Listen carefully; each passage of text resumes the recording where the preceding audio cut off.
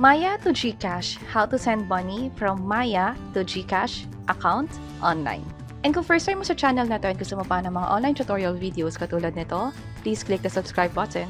So in this video, ang gagawin natin is magka-transfer tayo ng pera from Maya mobile app or Maya account to GCash.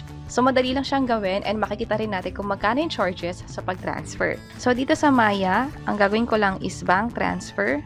And then, pipiliin na natin dito yung GCash. So, ito yung GCash. And then, kumpletuhin ko lang lahat ng information. So, magkapadala tayo ng 100 pesos. Pwede tayo magpadala for as low as 1 pesos. And then, for purpose naman, fund transfer. Kung makapansin nyo, hindi tayo nagkaroon ng error sa pag-transfer ngayon. And i-enter ko lang dito or kumpletuhin ko lang lahat ng information. Yung account number is yung mobile number na nakalink sa GCash. And then, yung owner ng GCash, yung ilalagay natin sa first name, last name. For middle name and recipient mobile number, optional lang siya. Ibig sabihin, hindi required. So, okay lang na hindi nalagyan ng information. So, kumpletuhin ko lang. So, nakompleto ko na lahat. Ngayon, punta muna tayo sa GCash para makita yung balance doon. So, ito na yung GCash. Mag-login lang tayo.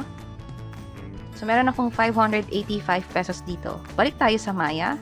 And let's see kung mapaprocess ba to kahit piso lang nilagay natin. Tap ko yung continue. And ito, so far, pwede naman, piso. And then, yung transaction fee is 15 pesos. So, make sure na tama lahat ng information na nilalagay natin dito. By the way, kung magkano yung maximum is, ang alam ko is 50,000 pesos. Yung maximum pong via InstaPay man to. Kasi yung InstaPay per day, 50,000 pesos lang ina-allow niya. So, tap ko yung send. And enter ko lang yung OTP na ma-receive ko dito sa number ko. And automatically, nalagay na siya dito. Click ko yung proceed. And ito na. So, nakapag-transfer nga tayo.